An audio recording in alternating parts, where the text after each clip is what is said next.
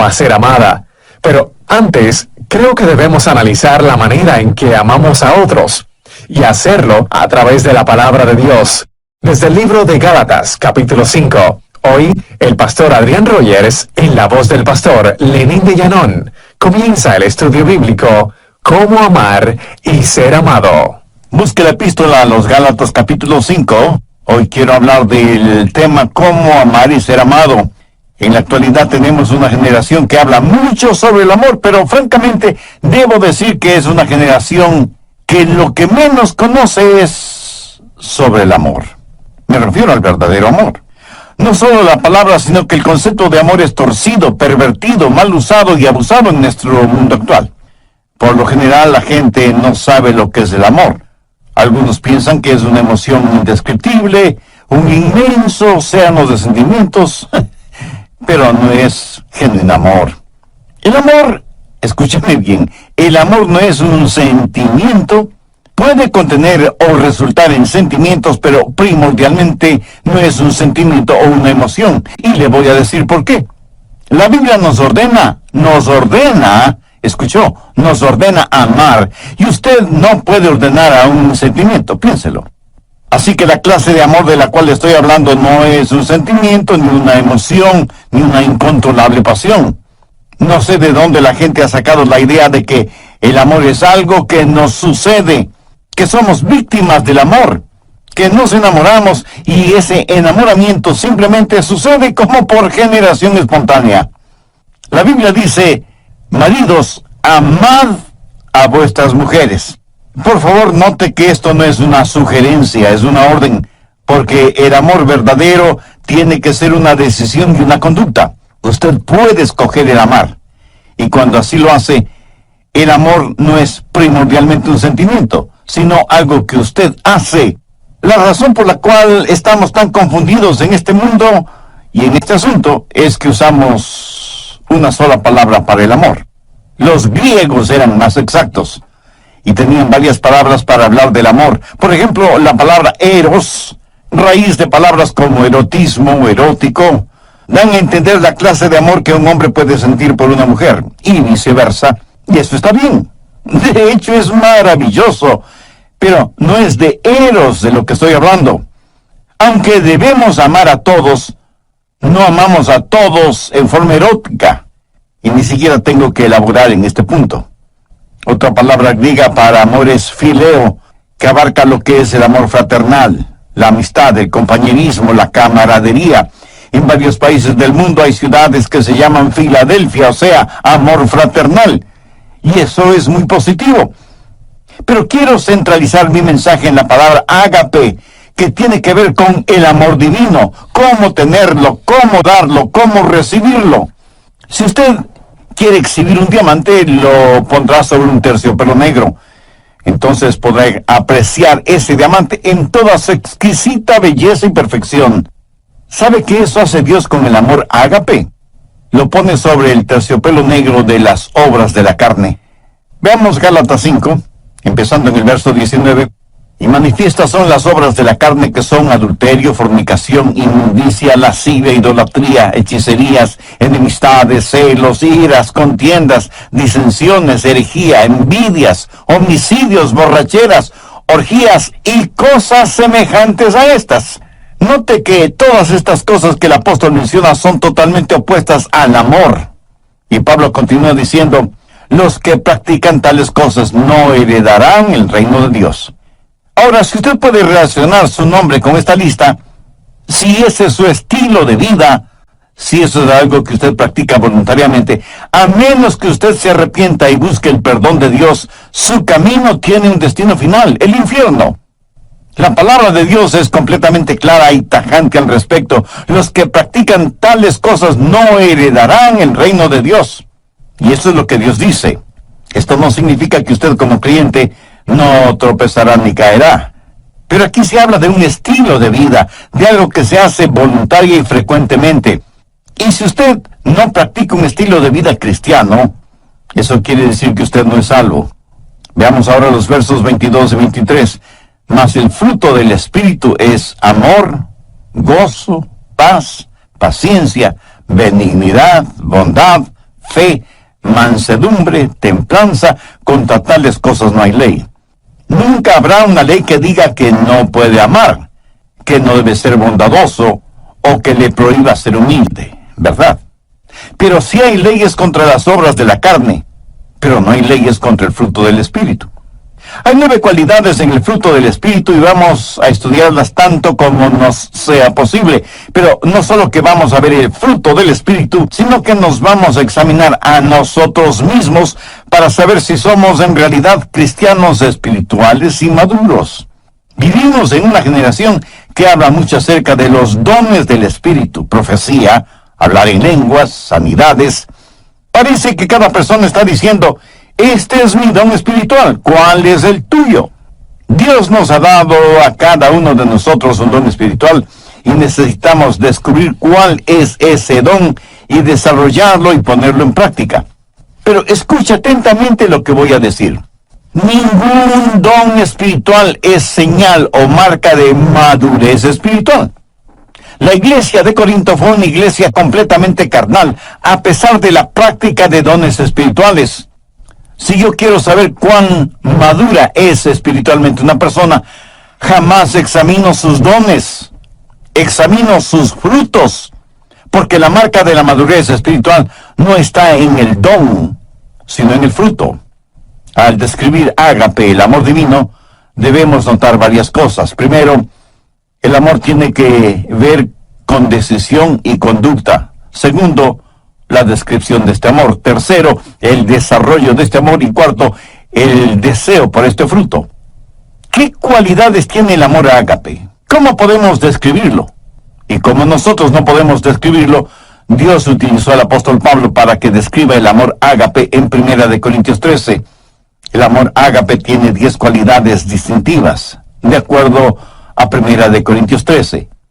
Si en su corazón y en su vida usted tiene estas 10 cualidades, entonces usted es un cristiano espiritualmente maduro. Primero, el amor ágape es sufrido. 1 Corintios 13:4, el amor es sufrido. El verdadero amor nos capacita para ser pacientes. Si usted es una persona impaciente, si dice: amé a tal persona hasta donde pude, pero ya no merece mi amor y por eso he renunciado a seguirla amando. Mi amigo, cuando usted deja de amar, ese momento es cuando usted menos se parece a Jesucristo. La Biblia dice que Jesús, habiendo amado a los suyos, los amó hasta el fin. El verdadero amor es sufrido, paciente. Perdona 70 veces 7, pero no se contenta con perdonar 490 veces, sino que sigue perdonando y perdonando y perdonando. ¿Por qué? Porque el amor es sufrido. Segundo, el amor ágape es benigno. ¿Y ahora qué es benignidad? Es servirnos los unos a los otros. No es servirnos los unos de los otros. Si nos amáramos, ¿qué haríamos los unos por los otros? Permítame ilustrar esto en primera persona. Si usted me ama, ¿qué es lo que me daría? No me daría lo que yo merezco, sino lo que yo necesito. Veamos Lucas 6, los versos 27 y 28. Pero a vosotros los que oís os digo, amad a vuestros enemigos, haced bien a los que os aborrecen, bendecid a los que os maldicen y orad por los que os calumnian. ¿Qué debemos hacer por nuestros enemigos? Amarles, ayudarles, ser bondadosos con ellos, orar por ellos. Y algunos de ustedes estarán pensando: pastor, yo no puedo hacer eso ni siquiera por mis amigos, menos lo voy a hacer por mis enemigos. Permítame hacer una pregunta. ¿Alguna vez lo ha tratado siquiera? Si alguien le ha hecho daño, ¿ha tratado usted de hacerle un bien? En otras palabras, ¿es usted para esa persona una bendición? Porque eso, mi amigo, es el amor ágape. Tercero, el amor ágape es sincero. El verso 4 dice: el amor no tiene envidia. Si usted es una persona envidiosa, celosa, es porque no ama a la persona que envidia o que cela. Si usted me envidia o yo le envidio, es porque ambos queremos las cosas que el otro tiene. Si yo quiero algo que es suyo, no me regocijaré de que usted lo tenga. Eso no es amar con sinceridad. así como no lo es que me disguste sobremanera cuando usted es alabado, cuando considero que su ganancia es mi pérdida. ¿De qué amor sincero podría estar hablando? El amor verdaderamente sincero se regocija cuando los demás son bendecidos y prosperados. Cuarto, el amor ágape no es jactancioso, más bien le capacita para que sea humilde, para que no sea vanidoso ni prepotente, ni mire a los demás por encima del hombro. La Biblia dice que no debemos considerarnos más que los demás. Busque Proverbios 21:4. Altivez de ojos y orgullo de corazón y pensamientos de impíos son pecado. El orgullo y el genuino amor no pueden habitar en nuestro corazón al mismo tiempo. No podemos ser vanidosos y bondadosos a la misma vez. Una persona llena de egoísmo y orgullo jamás puede ser una persona llena del amor ágape. Sabe que las personas orgullosas son además argumentativas. La Biblia dice que solo por el orgullo viene la contención. ¿Sabe cuál es el problema en los hogares cuando hay argumentos y contenciones? Que se están enfrentando nuestros egoísmos y nuestros orgullos, y ninguno quiere perder. Quinto, el amor ágape es considerado. Verso 5. No hace nada indebido. ¿Sabe lo que eso significa? Significa que el verdadero amor es cortés, gentil. Cuando una persona hace lo indebido es una persona tosca, ruda. Y todos conocemos a personas así, ¿no es cierto? Empujan para pasar, nunca piden permiso ni disculpas, se meten a la fuerza, desconocen las palabras por favor y muchas gracias. Lo triste y lamentable es que hay muchos cristianos que son así. ¿Qué es la cortesía? Pues no es nada más que la demostración del amor en las cosas pequeñas o aparentemente insignificantes. ¿Y quién no tiene amor en las cosas pequeñas? ¿Cómo podría tenerlo en las cosas grandes? Cuando usted encuentra a una persona ruda, tosca, tenga la seguridad de que ha encontrado a una persona que no conoce el amor. Una persona que no puede ser el reflejo del Señor Jesucristo, quien fue humilde y gentil, y siempre pensó primero en los demás. Sexto, el amor ágape es un amor que se niega a sí mismo. Mire lo que dice el verso 5. No busca lo suyo. Nunca dice, yo primero, o yo conozco mis derechos. Escúcheme, cuando usted oye a una persona decir que conoce sus derechos, tenga la seguridad de que no está hablando motivada por el amor. Permítame decir una cosa muy importante. Cuando usted recibió al Señor Jesucristo y fue salvo, usted perdió todos sus derechos. Porque ¿qué derechos tiene una persona muerta? Usted está crucificado con Cristo. Ha sido comprado por un precio.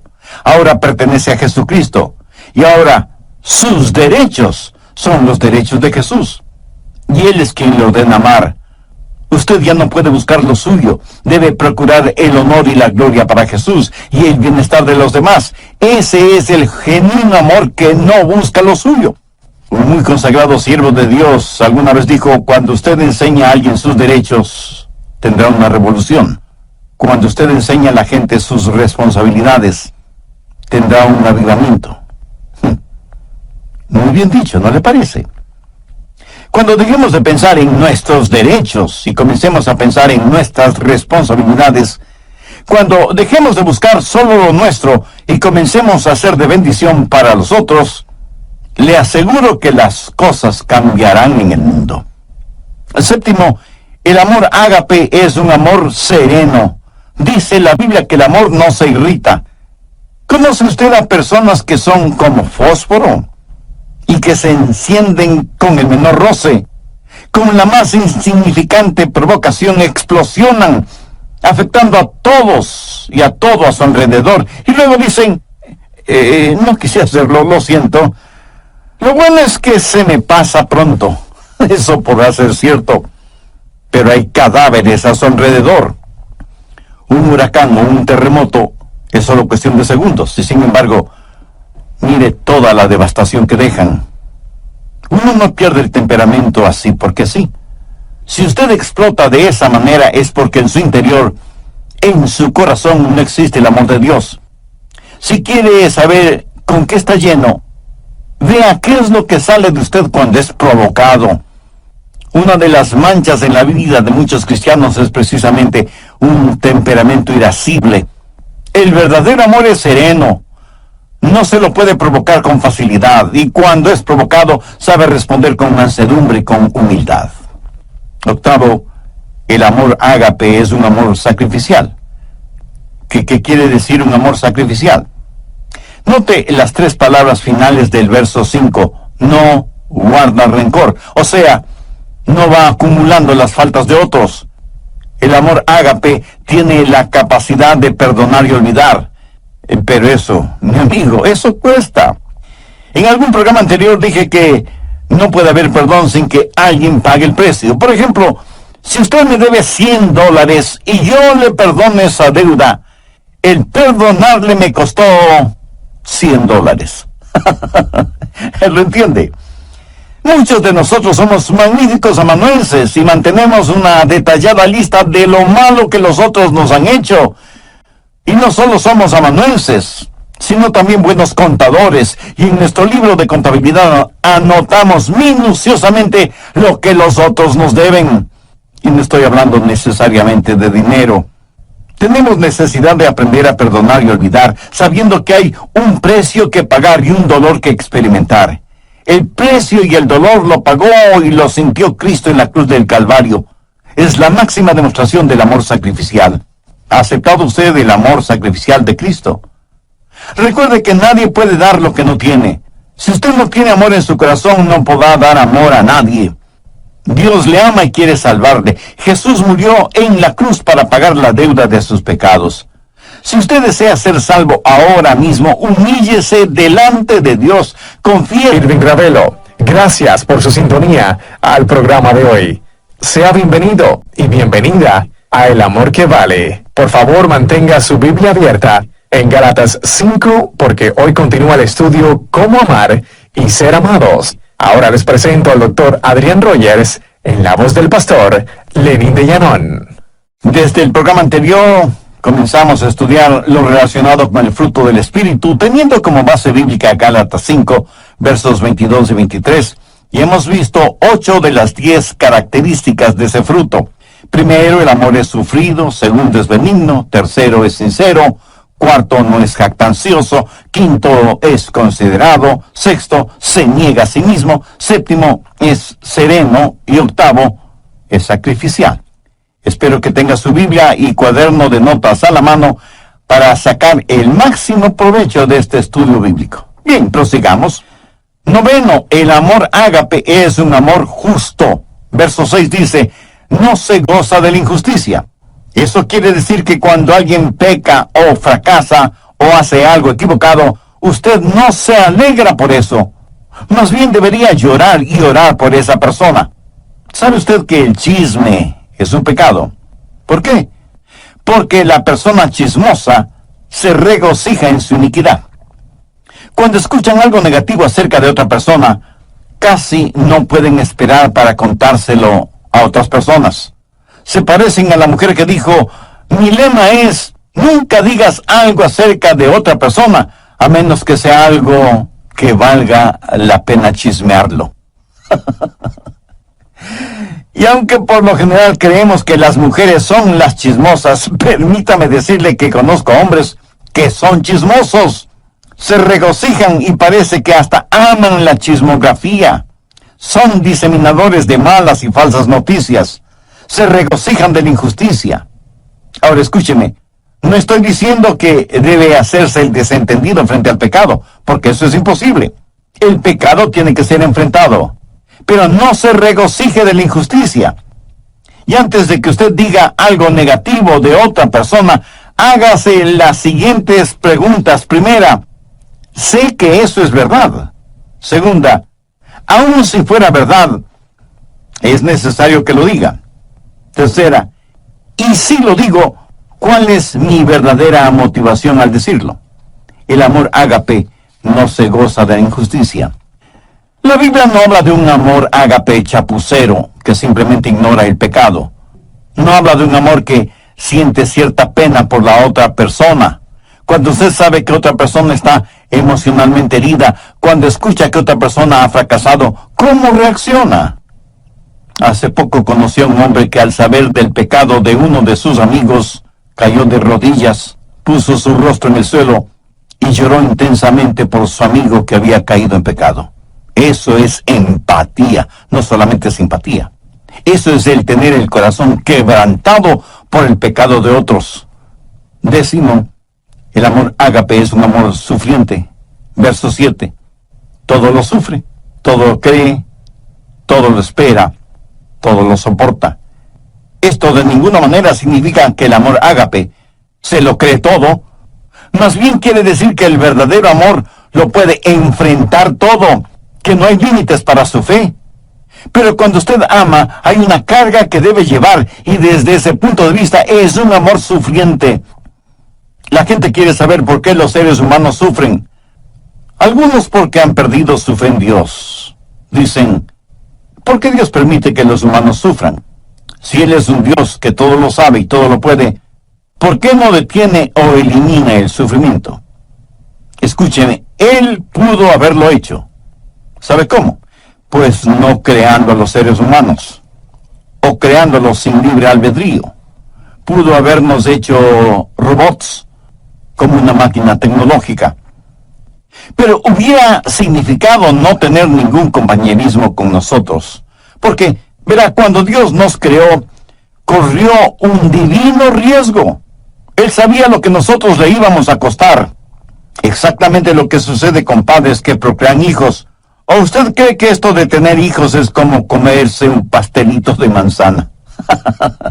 Mi amigo, tener hijos cuesta no solo en términos monetarios, sino también espirituales y emocionales. Y aunque usted no lo crea, de una u otra forma, nuestros hijos nos romperán el corazón. Dios sabía lo que iba a costar cuando nos creó y nos dio la capacidad de elegir. Y elegimos pecar. Cuando nos dio la capacidad de decir sí, también nos dio la capacidad de decir no. Para que un ser humano escoja a Dios, debe querer escoger a Dios. ¿Lo entiende? Dios nos dio ese libre albedrío, nos hizo de esa manera, pero al mismo tiempo Dios sabía que iba a sufrir. Cuando Dios escogió amar, escogió también el sufrir. Y alguien me preguntará, Pastor, ¿puede Dios sufrir? Permítame responder con una pregunta. ¿Sufre usted como padre cuando su hijo hace algo equivocado? Piénselo bien antes de contestar. La historia del hijo pródigo en el capítulo 15 de Lucas enseña que cuando un padre terrenal tiene un hijo rebelde, sufre. De la misma manera, cuando nosotros hacemos algo equivocado, nuestro Padre Celestial sufre. En Efesios 4:30 leemos, no contristéis al Santo Espíritu de Dios. ¿Lo ve? Nosotros podemos contristar al Santo Espíritu de Dios. Un aparato electrodoméstico, cuando se daña, le puede molestar. Pero solo sus hijos le pueden contristar, entristecer. Aunque muchos de ustedes a lo mejor ven este punto al revés. Pregunto, ¿puede alguna parte de nuestro cuerpo dolernos sin que nuestra cabeza lo sepa? ¿Quién es la cabeza de la iglesia? El Señor Jesucristo. Cuando su cuerpo, o sea, la iglesia, sufre, no sufre el Señor Jesucristo. Cuando Pablo se encontró con Jesús en el camino a Damasco, ¿qué le dijo Jesús? Saulo, Saulo, ¿por qué me persigues? La respuesta de Pablo, si el asunto no fuera tan serio, sería casi infantil. Le dijo que no le perseguía a él, a Jesús, sino a los cristianos. Escúcheme, cuando usted persigue al cuerpo, también persigue la cabeza. Cuando el cuerpo sufre, la cabeza sufre, y Jesús fue perseguido. Cuando una novia es infiel, impura, y no le presta ninguna atención al novio, ¿cree usted que el novio sufrirá? Le puedo asegurar que sí. ¿Quién es la novia? La iglesia. ¿Quién es el novio? El Señor Jesús. Cuando la novia sufre, el novio sufre también. Y cuando el novio decide amar a la novia, también decide sufrir. Y algunos dirán, pero Dios es Dios. Él no tiene que sufrir.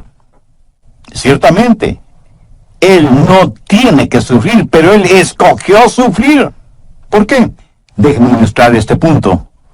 Suponga que usted y su cónyuge van a tomar las vacaciones soñadas toda una vida. ¿Será su segunda luna de miel en una de las islas de Hawái? Suponga que alguien les ha provisto un precioso condominio en la isla, a la orilla de una fabulosa playa, pero asimismo suponga que no tienen suficiente dinero para hacer todo lo que quieren hacer. Pero ya están ahí, dispuestos a disfrutar a plenitud del sol, la playa, el mar, las palmeras, la música y la deliciosa comida. Suponga que más o menos a las 6 horas de estar en la isla, en el continente, uno de sus nietos es golpeado por un automóvil y las preguntas surgen de inmediato. Debemos llamar a los abuelos para avisarles. Debemos interrumpir sus tan anheladas vacaciones. Ahora, ¿cuántos abuelitos y abuelitas que me están escuchando dirían, prefiero no saber nada y que me dejen disfrutar de mis vacaciones? ¿Cuántos tendrían la actitud de, si algo malo sucede, sea lo que sea, no queremos saberlo? No queremos que nada arruine nuestras vacaciones. Le puedo asegurar que antes de viajar rumbo a Hawái, usted habrá dicho a sus hijos y demás familiares, si algo sucede, llámenos de inmediato. Si algo podemos hacer desde allá, lo haremos. Y si no, regresaremos en el próximo vuelo. Eso es lo que hace el amor sacrificial. O deben estar por encima de nuestras satisfacciones personales. Porque cuando usted se preocupa de las necesidades de los demás, sentirá una satisfacción personal indescriptible. Tercero, el desarrollo de este amor. Busque Gálatas 5:19. Habla de las obras de la carne. Las obras de la carne son naturales. Las obras del Espíritu son sobrenaturales. Las obras de la carne es lo que hace el pecado en nosotros. El fruto del Espíritu es lo que Dios hace por medio de nosotros. Y esta clase de amor no la podemos producir por nosotros mismos, pero es la clase de amor que debemos llevar. En Juan 15:5 leemos que Jesús dijo, yo soy la vid, vosotros los pámpanos, separados de mí nada podéis hacer. Note que Jesús no dice que nosotros produciremos esta clase de amor. Romanos 5:5 es un versículo muy interesante, porque el amor de Dios ha sido derramado en nuestros corazones por el Espíritu Santo que nos fue dado. ¿Lo ve? Aquí se está hablando de un amor sobrenatural, el amor que proviene de la vid, se esparce en los pámpanos y produce el fruto. ¿Lo entiende? Usted no produce el fruto, solamente lo lleva. Yo nací y fui criado en la Florida, tierra de frutos cítricos por excelencia. En casa teníamos árboles ornamentales de naranjas agrias. El fruto era imposible para el paladar, pero los árboles eran hermosos. Y se necesita mucha paciencia y mucho trabajo para lograr que al fin esos árboles de naranjas agrias produzcan naranjas dulces. Ahora suponga que usted tiene un árbol de naranjas agrias, pero quiere que dé naranjas dulces. ¿Qué puede hacer? Bueno, podría podar el árbol. ¿Piensa que eso es suficiente para tener naranjas dulces? No. Entonces se le ocurre una idea genial.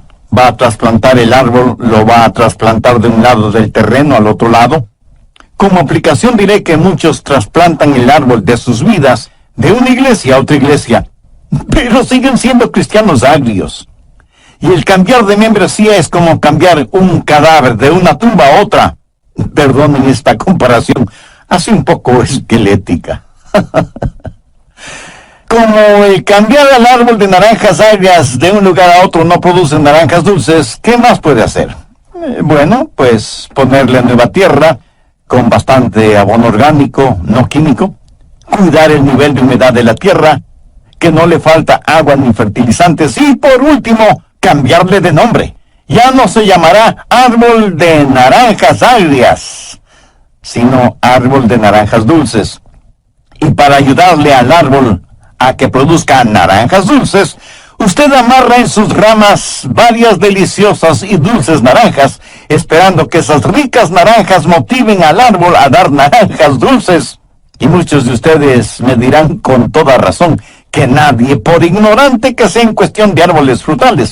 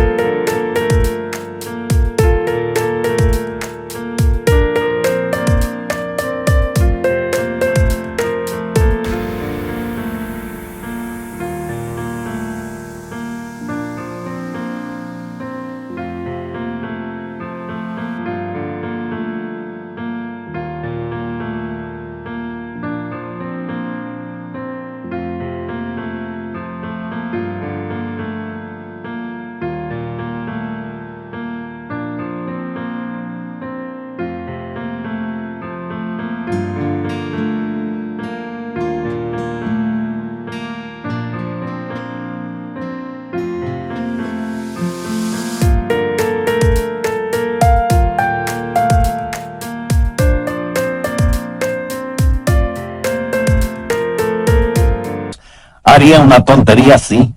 Mi amigo, no es asunto de trasplante, ni asunto de podar el árbol, ni de fertilizarlo, ni de cambiarle de nombre, ni de amarrar en sus ramas buenos frutos, que solo serán decorativos. Es la naturaleza del árbol la que debe ser cambiada. Cuando ese árbol sea injertado en un árbol bueno, la naturaleza de ese árbol será cambiada, porque recibirá una naturaleza que no es la suya propia, pero tendrá que aprender a llevar el fruto de su nueva naturaleza. La Biblia dice que cuando somos salvos, somos participantes de la naturaleza divina. La naturaleza de Dios viene a nosotros. Pero esta es la clase de amor que no es el fruto de las obras de la carne, raíz de amargura, sino que es el fruto del Espíritu, es la naturaleza del Dios Todopoderoso que ha sido injertada en usted, en mí, en nosotros. Cuarto, el deseo por este fruto. ¿Para qué sirven las frutas? Pues para comérselas, la fragancia extraordinaria. Uno puede reconocer una fruta solo por el olor, aún antes de mirarla o palparla. Imagínese ahora la bendita fragancia del fruto del Espíritu.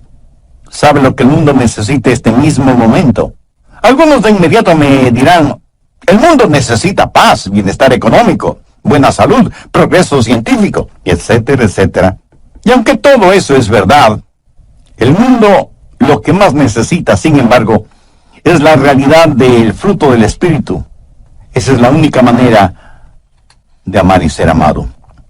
Cuando usted permita que el Señor habite en su humanidad y demuestre su deidad a través suyo, no será un amor humano el que usted exhiba, sino que será un amor divino. No será su vida la que viva, sino la vida de Jesús en usted. Su vida tendrá la fragancia de nuestro Señor Jesucristo. Anote al margen Efesios 5:2. Andad en amor, como también Cristo nos amó y se entregó a sí mismo por nosotros, ofrenda y sacrificio a Dios en olor fragante. ¿De dónde sale todo ese fruto? De una semilla muy pequeña. ¿Cómo es que se esparce el cristianismo? Cuando entendamos que la semilla está en el fruto, cuando empecemos a vivir Gálatas 5:22 y 23, más el fruto del Espíritu es amor, gozo, paz, paciencia, benignidad, bondad, fe, mansedumbre, templanza, entonces empezaremos a reproducirnos. Permita que el Espíritu de Dios hable a su corazón ahora mismo. Usted puede ya ser salvo, pero ha caído, ha tropezado, y se ha vuelto tan carnal que ha dejado de llevar su fruto espiritual. En Lucas 6, versos 44 y 45 leemos, porque cada árbol se conoce por su fruto, pues no se cosechan higos